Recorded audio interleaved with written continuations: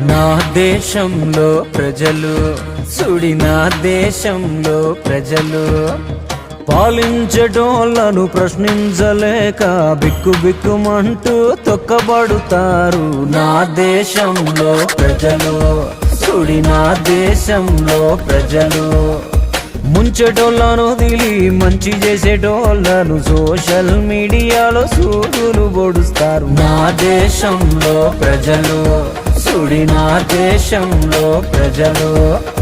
నా దేశం ఒక పుణ్యభూమి, సోమరిపోతుల కోసం సోవిరాయిళ్ల కోసం సాధించి పెట్టినారు స్వాతంత్ర.